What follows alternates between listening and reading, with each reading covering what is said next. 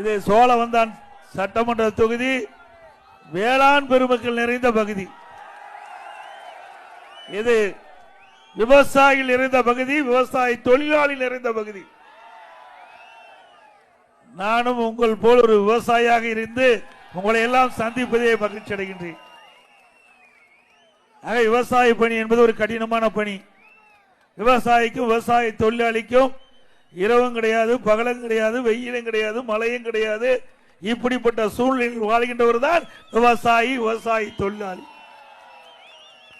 கடினமான உழைப்பாளி. அப்படிப்பட்ட தொழில் செய்கின்ற விவசாய பெருங்குடி மக்களுக்கு, விவசாய தொழிலாளிகளுக்கு அனைத்து இந்திய அண்ணா திராவிட முன்னேற்ற கழக ஆட்சியிலே பல்வேறு திட்டங்களை கொண்டு வந்து நாங்கள் நிறைவேற்றியிருக்கிறோம்.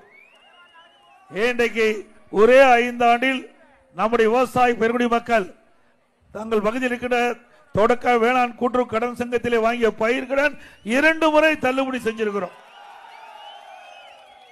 விவசாயிகள் வறட்சியால் பாதிக்கப்பட்ட பொழுது இதுவரை தமிழகத்திலே வறட்சிக்கு நிவாரணம் கொடுத்த வரலாறு கிடையாது. அறிவிச்சார் அவருடைய பயிர்கள் எல்லாம் சேதமடைந்து விட்டன. அப்படிப்பட்ட விவசாயிகளுக்கு நிவாரணம் வழங்க வேண்டும் என்று கோரிக்கை வைத்தவுடன் அம்மாவுடைய அரசு சுமார் 2248 கோடி வறட்சி நிவாரணம் விவசாயிகளுக்கு கொடுக்கப்பட்டது. அதேபோல விவசாயிகள் இயற்கை சீற்றங்கள், புயல், வெள்ளம், மழை இப்படிப்பட்ட காலகட்டத்தில் விவசாயியுடைய பயிர்கள் சேதமடைகிறது.